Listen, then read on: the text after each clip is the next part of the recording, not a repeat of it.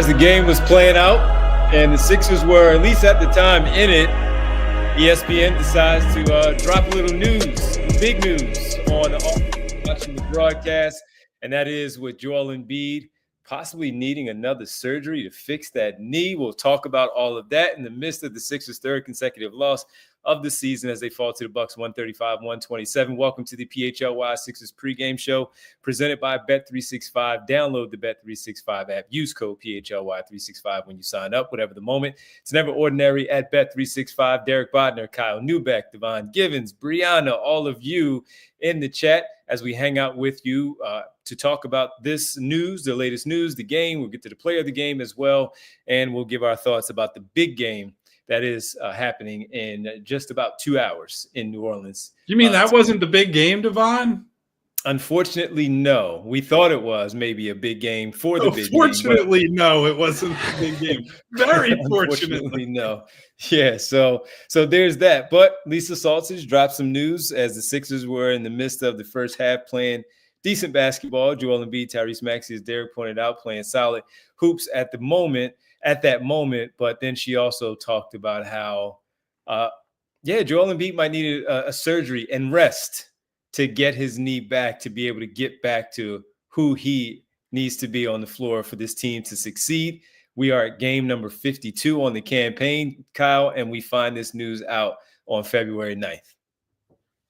Okay, so for anybody who's coming into this blind, right, who had the sanity, the wherewithal to say, no, you know what? I'm not going to let this team ruin my Sunday. I'm not going to watch this game. So jealous. But now is stumbling in. This is from Lisa Salters, longtime ESPN reporter.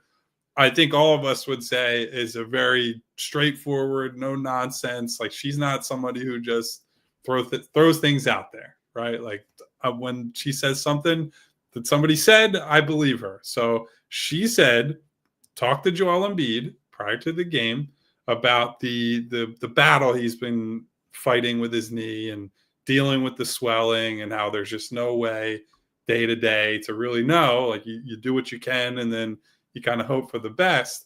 And then said Daryl Morey on Friday at his press conference said that, with more management over and more time, that his knee should get better, that he should be able to, get back to where he's should be physically. Joel Embiid said to Lisa Salters, he believes he needs another surgery, and just as notably, a long recovery period in order to get this situation figured out. So I think there are a couple of directions to go with this.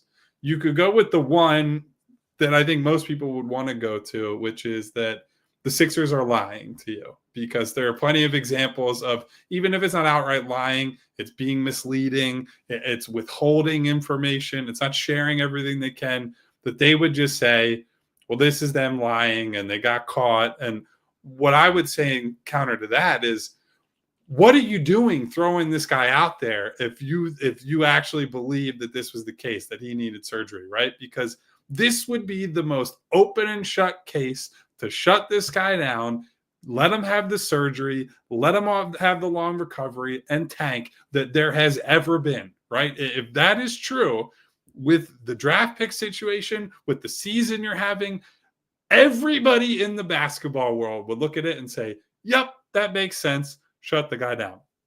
Now, here is potentially the more concerning thing to me, because I don't think that they would lie if they thought he needed surgery. I think that they would get him surgery. I think the issue as it stands right now is that this is potentially a disconnect between what Joel Embiid thinks he needs and what the team and or the doctors that they are consulting with potentially think he needs.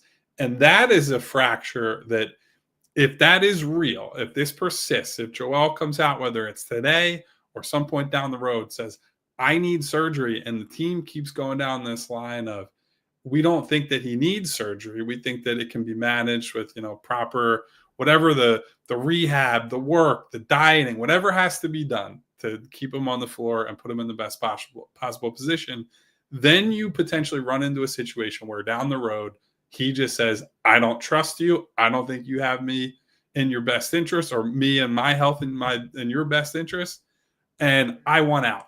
And that would create an absolute toxic waste dump of a scenario where he's not healthy. People don't believe in his health, who would potentially trade for him. But you also have to trade him because he doesn't want to be here, because he doesn't trust you with the medicals. You put yourself in a worse version of the situation that the San Antonio Spurs were in with Kawhi Leonard when they dealt him to Toronto, and did okay in the circumstances, but that was long before Kawhi is at where he's at now. Joel is at a further point in that, injury race, if you want to call it. So if he decided, and that's what this is, it's not a ticking time bomb. The bomb has gone off, right? And so we have to wait and see what people say. We have to see what the follow-ups and the fallout of this report coming out today are. But this is, no matter what the truth is, it's a disaster that there is even any semblance of disconnect on this issue. I'm not going to connect 4 dots down the road, because I don't think the Sixers would get in the way of him getting a surgery if he felt like it was needed. I certainly don't think they are on the same page at all. And the sense I get is that there's some surprise coming from them right now. I don't know exactly how this got brought up. I don't know what's pushing Embiid to feel like he might need a second surgery. I don't know if it's just maybe general pessimism. I don't know if he's talking scope. I don't know if he's talking about transplant, which we've talked a lot with Lonzo Ball, and that would be a multi-year thing. I don't know exactly what he's getting at. And for this to drop on the road 2 days after Daryl Morey spoke to us, and probably months before Daryl will speak to us on the record again, is a little bit infuriating. And it does limit our ability to get information right now. Obviously, we made the phone calls and the texts. We haven't really heard much back yet from that. They're probably all trying to get on the same page, because Lord knows they haven't been on the same page for the last couple of months. So I guess now's a good enough time to start.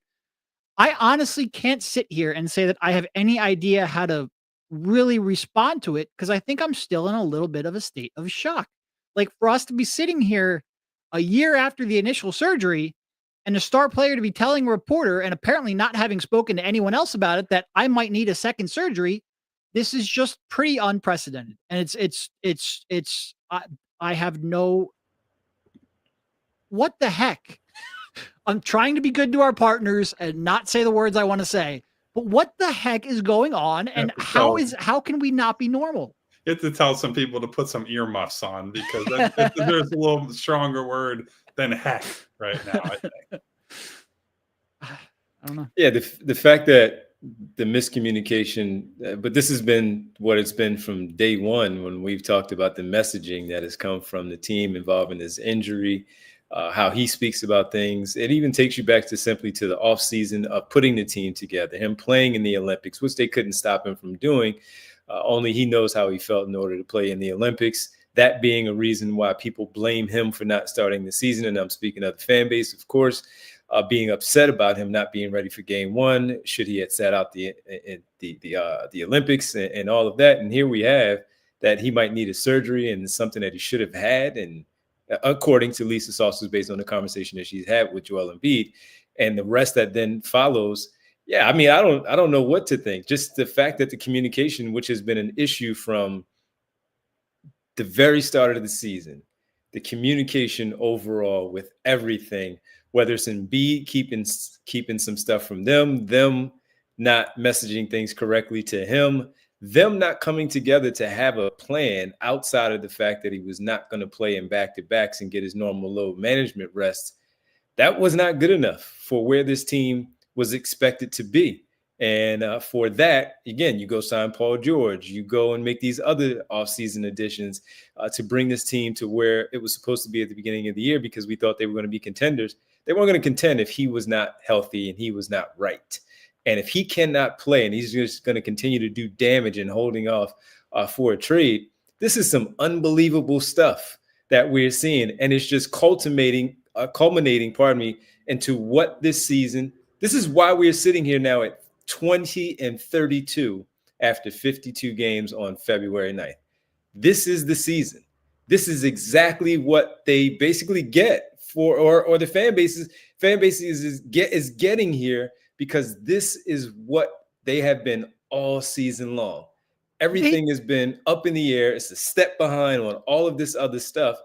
And I'm shocked at this coming out in the second quarter while he's at the free throw line, and you're looking at this enormous brace on his leg that didn't look like the normal brace. It looked like his DonJoy brace that he was wearing, and then some stuff wrapped around it. That's how big that brace looked on his leg as she's reporting this. And I just happened to look at the knee.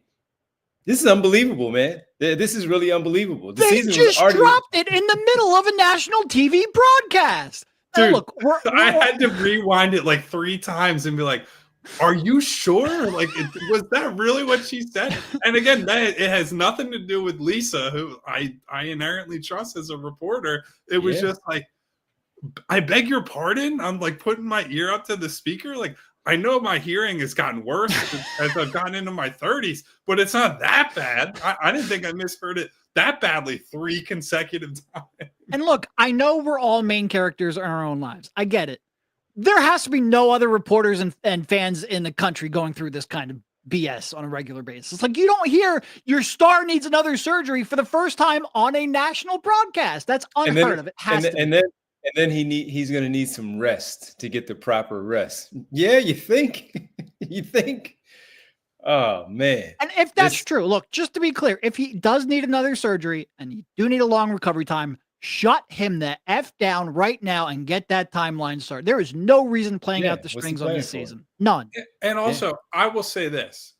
Joel, if you think you need surgery, get it done. I don't care what the team is saying or doing. If you believe you need a surgery, if anybody in that organization has the power, big dog, to go out there and say, I'm getting a procedure, I don't care if you think I need it or not, it's you. What are they going to do? Are they going to run in the operating room and stop you from getting, like, go get it done? If that's what it takes, you have great health insurance, I'm sure, through the NBA.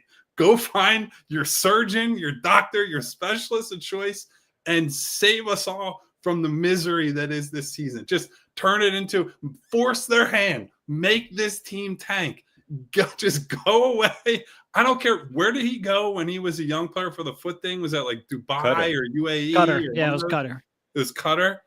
Go to Qatar, get some experimental procedure, and then we can start talking about the draft, baby. Do whatever you got to do. Clearly what you don't want to do is listen to whatever the heck these guys are saying. Does Rothman have a satellite office in Qatar? Let's get into that in the break. I can make a phone call, no worries, and find out. But yeah, this is unbelievable stuff, and the chat is going wild, of course. And people saying, "How did you not understand it?" Saw Philly fans saying, "What do you mean? I understood it as soon as he heard it." It's not that we didn't understand it; it's the fact you're in that shock. Yes. Exactly. Yeah, it's you're in shock by it. Yes, we've all talked about it. He's not playing like himself. He cannot jump. He cannot rebound. He cannot dunk on people. He can't explode to the basket the way we're accustomed to seeing it.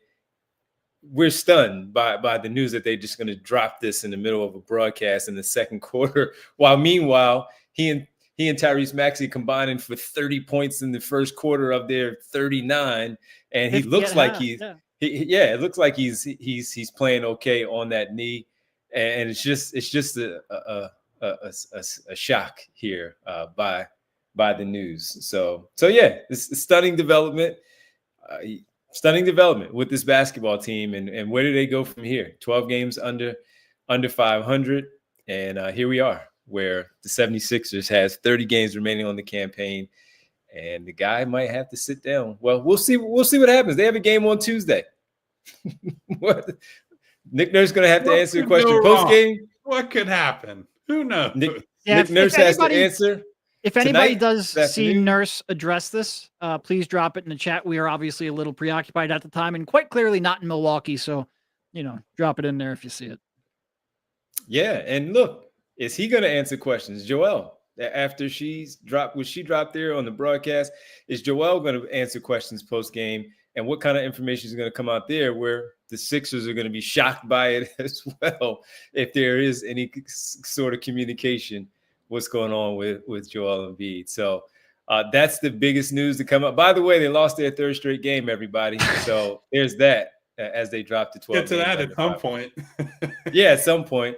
At some point. I mean, yeah, man, he looked fine, right, Derek, where he was out there just hooping in the first half, hooping in the first quarter. What is he? What were they at? 24 and 22, 23? 24 and 26. Yeah, at the half, and he looked fine as all of this was going on. But well, and that's the thing. Even with their abysmal defense in the first half, I thought he was moving pretty decently in the first half too. Like, he was hedging out on the perimeter, he was recovering decently. Things fell apart in the third and fourth quarters, obviously. But for all of the defensive problems the team had, I thought physically he looked like he was moving okay. And then you're like, oh, by the way, the knee needs surgery again. It's like, at that point, everything just changed. Yeah. What a time, fellas. What a time. Yeah. Good times. Good times overall. I mean, for where we were at the beginning of the season, man, even with him coming off of the Olympics and saying he didn't look great there, he just did enough to help them win. And all the press conferences and all the conversations that were had and all the expectations with this team, I once again just cannot stress it enough that we are here 52 games in the books and putting together a thumbnail saying win number 20 a week ago, just because, and 4 straight where we get excited about, all right, is this going to happen? The month of December where they win 9 of 12 and do what they did, talking about Tyrese Maxey's candidacy for a second All-Star appearance. Yeah. And yeah, this is where we are, man. Out of all the things we said, even the predictions of 50 plus wins, Kyle, you were right of saying they were going to be under, but we didn't expect it to be this far under of whatever 50 and a half, 51 and a half win total that was there for the 76ers coming from Las Vegas and Bet365. We didn't expect this. This looks like they'll be lucky to get to 25, let alone to 50. Yeah. They're headed nowhere fast. Yeah. Really That's fast. Special stuff, fellas. Special really stuff. Really fast. So before we take a break, since we're on this conversation, this topic, Marcus Blackstock in the super chat gives us one. Just please shut them down. They are an embarrassment, especially on Super Bowl Sunday. Well, again, 30 games left. They're going to now have to answer this question again. It's one thing for Kyle and Derek to ask about it in a random press conference where, yeah, he doesn't look right. He's missing this time. His knee is what his knee is. But Lisa Salters is a respected sideline reporter or reporter in general. And for her to say that, again, Joel, to feel comfortable sharing that with her, they're going to have to answer for this. So to Marcus's point, they're going to have to talk about this once again after Daryl Morey said what he said post NBA trade deadline and the moves that they made and the comments that he made about Joel Embiid. They're going to have to respond to this, and we'll see how they do. They probably won't. That's the thing. They'll find a way to circle the wagons and pretend like this didn't happen, or that Nick will be like, I'm not the injury guy. Talk to the team doctors. They won't make the team doctors available. Daryl Morey will hide. Do. Yeah, they never do. Bernard McCoy with the super chat on this very topic. Beginning of the end, from his health, locker room leak, and his feelings towards the fan base is all showing on the floor. By the way, horrible coaching too, in all caps there at the end from Bernard McCoy. Yeah, look, I'm not going to make this an indictment on Joel if he's playing through an injury that needs another surgery. I'm not going to say he doesn't care about the fan base. I will rip them for their defensive performance once again. I will certainly rip them for their messaging and their communication and being on the same page and all of that stuff. It's just ridiculous. All right, well, let's take a quick break. We'll come back. We'll get into the third consecutive loss for the 76ers in the midst of this news. Sixers fall 135-127. It wasn't really that close. It just looked like that in the final score at the end. We'll be back to discuss it all. Our show here, the PHLY Sixers Postgame Show, is presented by Bet365. All right, look, guys, if your meniscus surgery left you with a credit card balance that's weighing you down, we want to make sure you know about TrueMark Financial. What if you could pay it off faster and with zero interest until 2026? It's true because TrueMark Financial is offering zero interest on balance transfers for 12 months, so all your payments can go toward reducing your balance, not just covering interest. Transfer your existing balance from another institution to a TrueMark Financial Visa credit card and take advantage of this amazing offer. But hurry up, because you have to apply by February 28th, 2025. It's only a couple weeks away. Whether you're interested in earning rewards, cash back, or simply prefer a low rate for everyday purchases, with TrueMark Financial, you can choose a credit card that best fits your financial needs. Visit TrueMark.com/compare for full details and to apply today. TrueMark Financial, federally insured by the NCUA, equal opportunity lender. Terms and conditions apply. All loans are subject to approval. 3% balance transfer fee applies. Standard rates apply after the promotional rate. If there's any silver lining from this game today, is that hopefully you made some money ahead of this big game tonight with your football team playing against Kansas City. And that is because in the pregame pick segment, gave you Tyrese Maxey 25 plus. Oh, no big deal. He dropped 39. They still lost, by the way. Damian Lillard, I said 3+ threes. Yeah, he made 8 of those. So between those two, making the money, hopefully you did. You did so at Bet365. Gibbons is rolling hot right now. The leading betting site there across.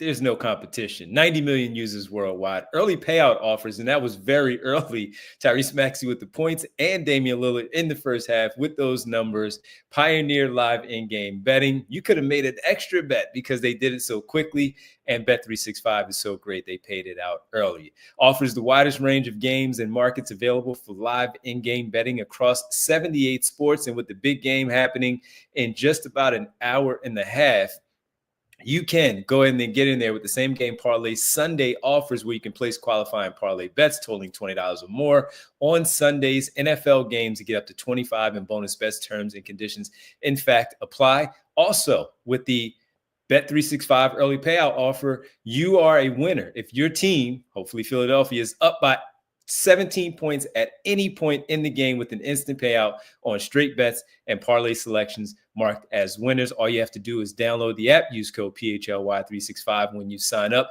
New customers can get $150 in bonus bets when you bet $5, win or lose. Sign up again, use code PHLY365, deposit $10. Place a bet for $5. Get $150 in bonus bets if your bet wins or loses. Bonus bets can be used. Spreads, totals, player props, futures, and more. Whatever the moment, it's never ordinary at Bet365. Must be 21 plus and physically located in Pennsylvania. If you or someone you know has a gambling problem and wants help, call 1-800-GAMBLER. Welcome back to the PHLY Sixers postgame show presented by Bet365. Hopefully, again, as you get ready to set these wagers, put your ticket together, you do so with Bet365, our presenting sponsor here on the show. All right. Can I just say, I'm actually glad that the Sixers are so dysfunctional because it distracted me from the Birds game later tonight and it calmed my nerve. I'm angry rather than sitting here being anxious. So I do appreciate that. You need the bad vibes team to, really lean into the bad vibes so that the good vibes team can get it done tonight. I think that's the logic a lot of people are hoping for. Yes. I'm just I would rather be angry than anxious right now. So I guess. By the way, BG officially active tonight. Shout out to Brandon Graham, Philadelphia Eagles legend. I hope he gets to go out on a high note. Yes, we'd love to see that. Made the big play, of course, in their Super Bowl victory. Hopefully he gets a chance to do that again. I was telling Rich that BG has said he wanted to come on and talk Sixers. I don't know how he's going to feel about that now. I think he wanted to do that when they were supposed to be winning, but maybe we don't put him in that spot this year. We'll wait till next season to get him on the open show. Invite as far as I'm concerned. 100%. All right, Derek, the game in and of itself, I know you said you would prefer to the angry Derek here with this particular game, but it was more geared towards Joel Embiid, but it was also the fact that this team does not play defense. We talked about that. Kyle had that as one of his keys, playing defense. I referenced the offensive rebounding, which they had a problem there once again, giving up. Boy, if there's a tank that never aged boards. Well, they don't even try for offensive rebounds tank I had pregame.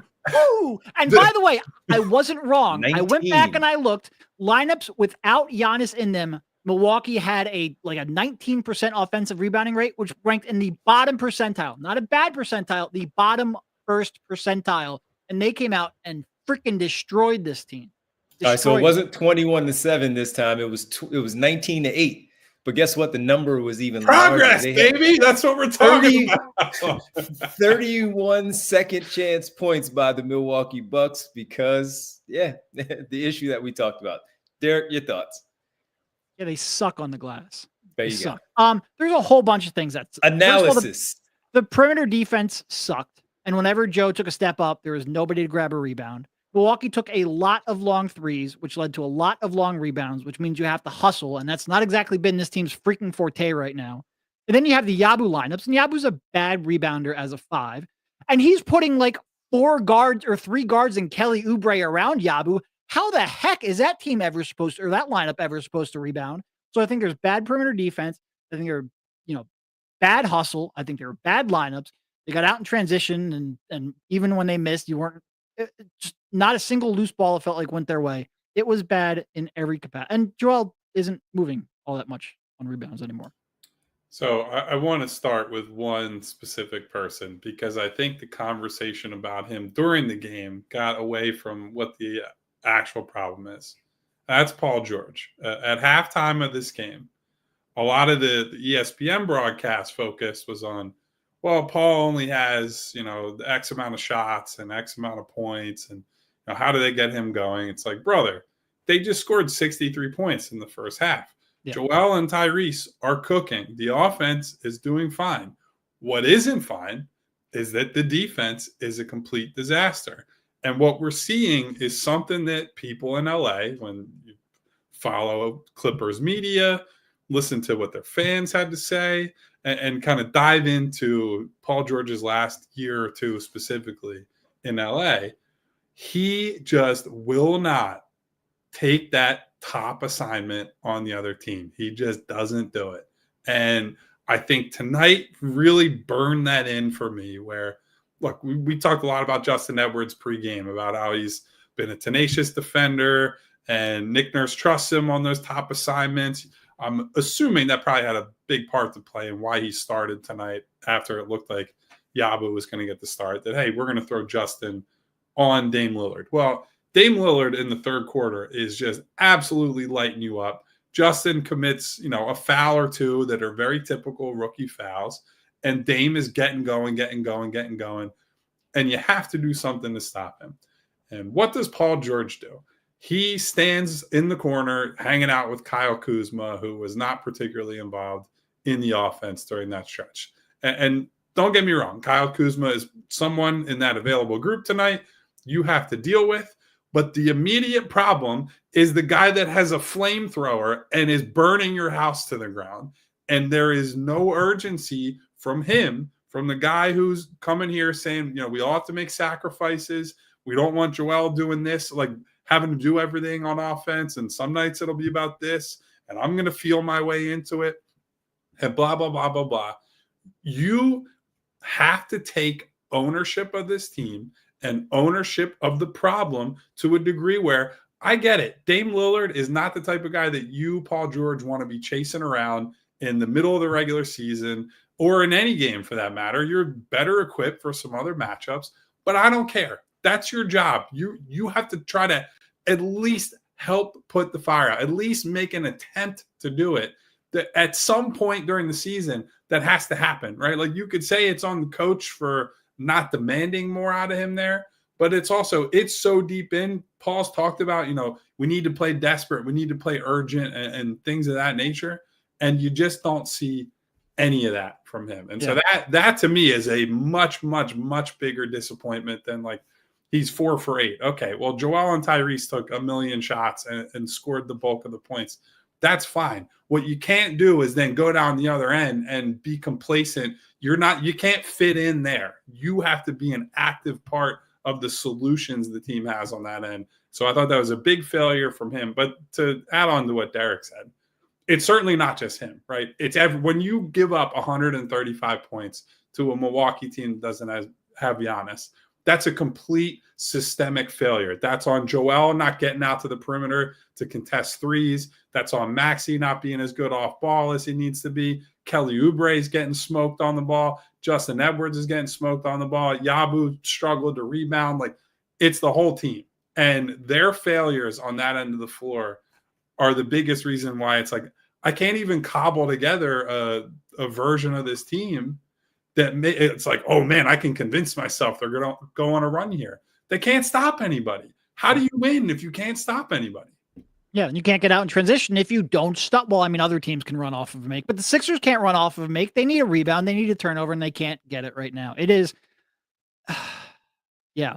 And you're right, because ESPN and even a lot of fans were focusing on Paul George's offensive role, and it's like, they're dropping like a 120 offensive rating in the first half. The offense is fine. They can't stop anyone, and they haven't been able to for a month and a half.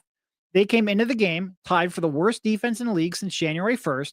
I'm sure they're going to be alone at the worst defense in the league after this pitiful performance. They can't stop anyone in transition. They can't rebound. And Nick Nurse is still throwing out these miniature lineups that are still somehow low on foot speed. And it's something has got to change, whether that's your rotations have got to change, whether that is, your philosophy of trying to sell out to force turnovers, because this team can't recover back when they do that. There's aimless double teams all over the place, and something has got to give. And I really think over the last 2 games, there's 3 people. Obviously Joe in the first half the other night was dreadful, but Kelly, I think, has been really bad defensively when you've been leaning on him all year. Paul has been nowhere near as good a defender these last 2 games as he was earlier in the season. And Nick just has no solutions right now. He has forget the offense, which we were complaining about most of the start of the season. Nick has no solutions on defense right now. And that's supposed to be where he's the most creative. That's supposed to be where he's the most known. And he's just not giving you anything. Well, it looked like they found something during that. Of course, that 4-game winning streak, a lot of things work and it looks pretty good. But some of that stuff, of course, needed to carry over and extend. And should it be? Yes, you're pros. This stuff should be able to translate from one game to the next. And today, this afternoon, was not the same as it was on Friday because they got blitzed really early, and they were you could see where that one was going. They were scoring in this one. They were keeping it in. They had a pulse, as we said. They had a pulse in this one. And the problem was, though, again, they just could not defend. And it's one player after another. Justin Edwards, he had the early assignment on Damian Lillard. You saw that the flamethrower that Kyle alluded to, that he got that going pretty early. And the switches were happening. Where were the guys getting up? Quentin Grimes, we talked about him the other day, just kind of looking like he had some energy on the defensive end. All right, same here today, but it needs to be everybody. There needs to be everybody out there in order for this team to win. You finally have the offense going, but you cannot slow down a team. Yes, an all-star is there, but the other guy who is the head of the whole snake, he's out once again. Cade Cunningham on Friday, Giannis today, and they still could not slow down that Milwaukee offense. The wide open shots for Brook Lopez, Gary Trent Jr., wide open shots from the perimeter. They were just so easy this afternoon for the Milwaukee Bucks.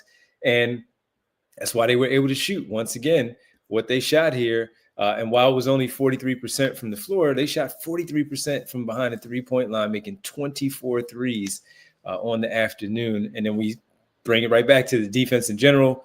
Offensive rebounding, giving them second chance opportunities. They were a plus 16 because of those offensive rebounds and field goal attempts against the Sixers. So just the same old with this basketball team, man. Just outside of those stretches of the 4 games where they won 4 in a row, it's the same old with this team so far.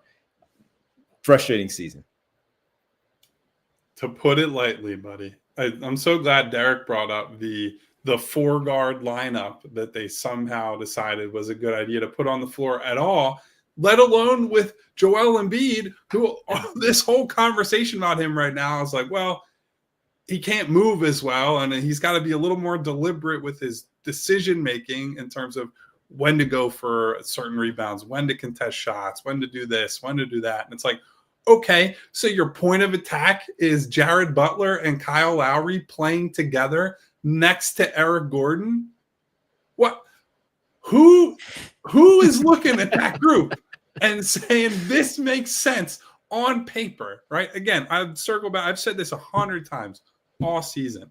I'm okay. I'm fine with you put something out there that at least I can say this makes sense on paper. I want to see this, and it fails. Okay, right? Failure in and of itself is not the big deal. When you're going into these minutes, and I'm saying ahead of time, all of us are saying ahead of time, this is doomed from the second they hit the floor.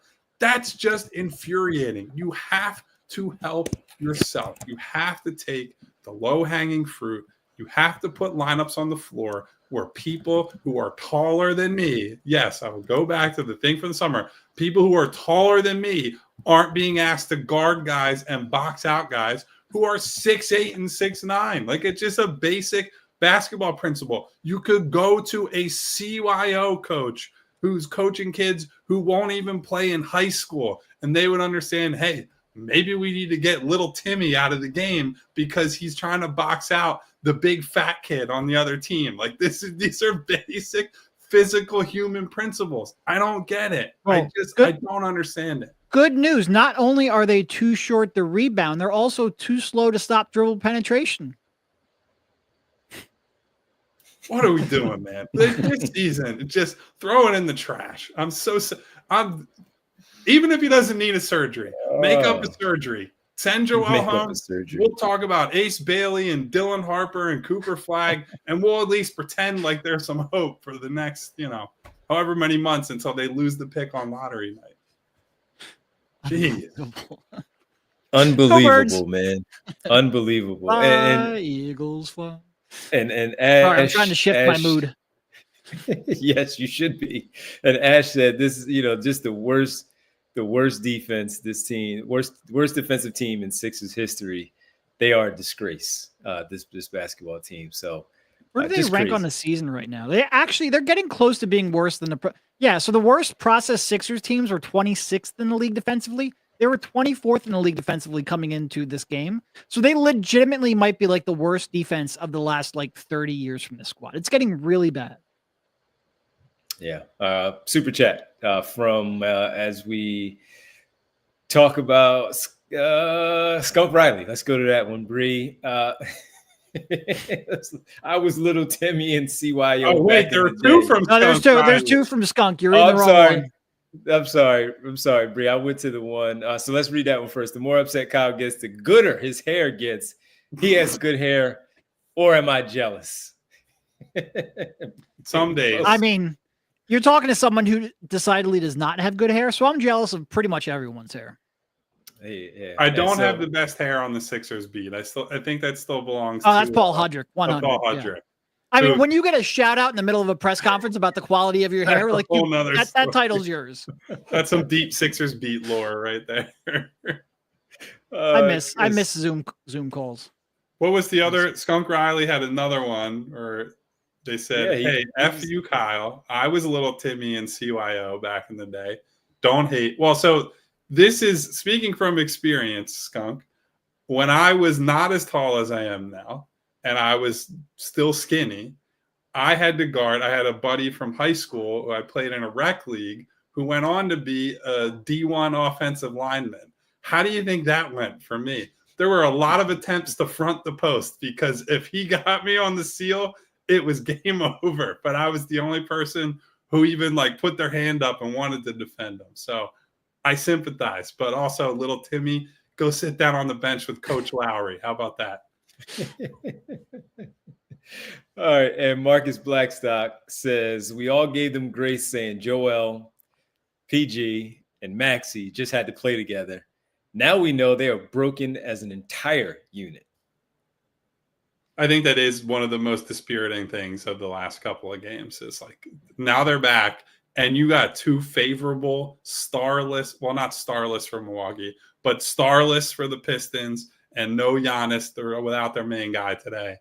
And you just don't have a hope or a prayer to get a stop on defense. Yeah. And look, I will give them an out offensively at times because they clearly don't feel like they know how to play off of each other and get the most out of that trio. I think that's true. And you will have nights like the other night where you just stink offensively in the first half. And I can live with that.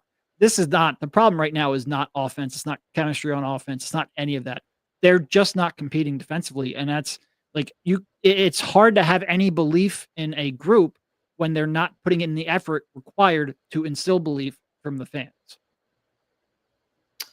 All right, let's take a quick break. Our final one before we come back, talk a little bit more, player of the game, and a few other things and predictions, of course, for the big game in just a little bit.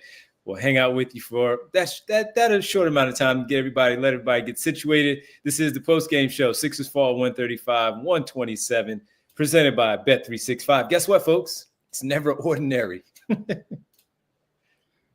Nowhere. It's also always never ordinary. It's extraordinary. That's our friends at Golden Nugget Jewelers. The Eagles are going for a ring tonight in the Super Bowl, and you can go get a ring with our friends at Golden Nugget. For the past 30 years, they've operated out of the very same location in the heart of Philadelphia. It is such a good spot to get all your jewelry needs that customers come from all over the region here, New Jersey, Baltimore, New York City, all across Pennsylvania. They're coming to Golden Nugget because their staff is highly trained and dedicated to providing a personalized shopping experience. And oh, by the way, in case you needed a reminder, Valentine's Day is almost here. I know, last-minute gifts, you might need them. They have a vast selection of, I hope an engagement ring isn't a last-minute gift, right? But they also have high-end watches. Oh, shit, I forgot to buy something. Let me quick run to the engagement ring store. They got diamond necklaces, bracelets, earrings, and more. You can receive a final cleaning and written appraisal with every engagement ring purchase. Golden Nugget has been a family-owned and operated business since 1987, right here on Chestnut and 8th. And you deserve an expert and the best price. Golden Nugget Jewelers, where Philly gets engaged. Visit goldennuggetjewelry.com today to learn more. Puppets was a good point. Oh, go ahead. I'm sorry. No, get that jewelry. Get that jewelry. Tonight, let me tell you, Kyle doesn't have to worry about the hair as Derek was just talking about. And that is because he has a good head of hair there, but so he doesn't have to worry about going to our good friends at Glatt Hair Restoration, teaming up with Dr. Morgenstern. But if you feel like you need to, the spring is coming, it's on the way, summer there following, you want to be right, you need to go to, again, Glatt Hair Restoration by Morgenstern Medical. Overall, same peerless approach as they combine, same care, expert team, unmatched Glatt system, same state-of-the-art location, and the same stellar results. Each member of this exceptionally trained team brings 30-plus years of industry experience. Hair restoration is all that they do. Here are some of the things that you get with the leading-edge treatments for prevention and restoration: topical, oral medications, vitamin supplementation, laser light therapy, non-invasive TED treatments, PRP and stem cell restoration, hair restoration surgery, and each patient receives a complimentary one-on-one consultation to pinpoint the best course of treatment. Glatt Hair isn't just about restoration.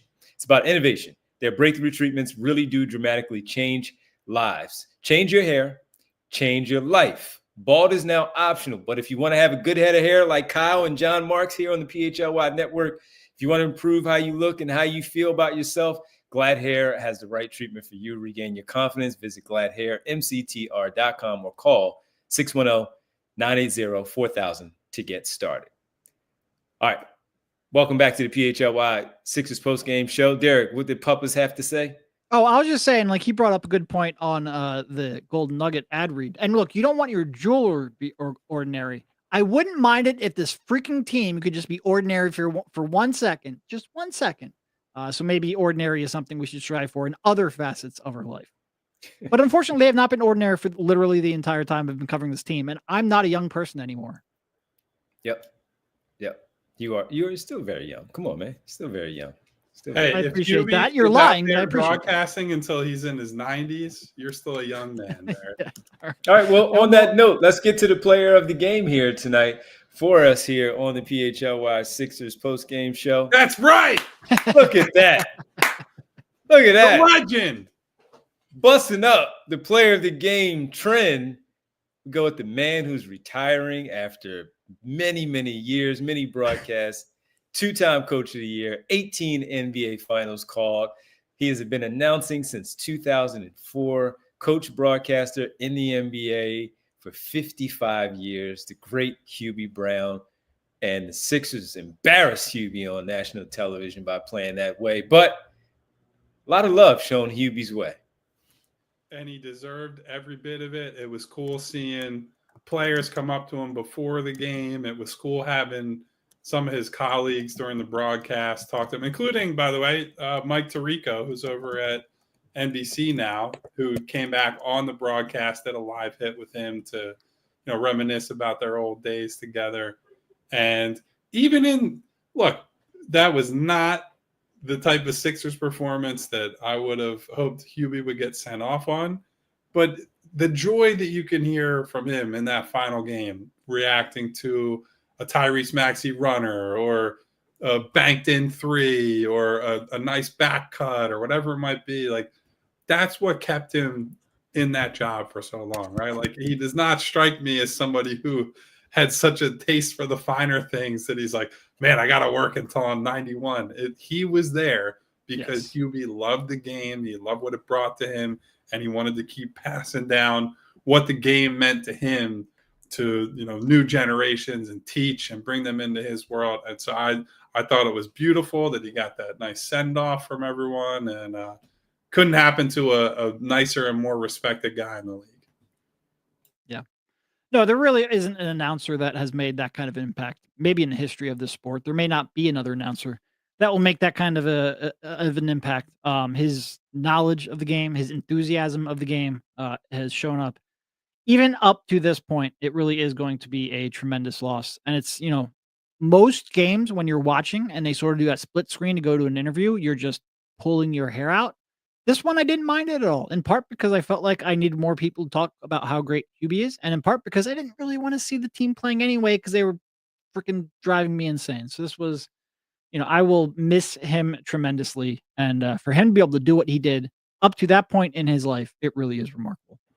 By far my favorite, Hubie Brown. So the great career. Glad he was ready to go out. One last, there you go. From Hubie. That's all.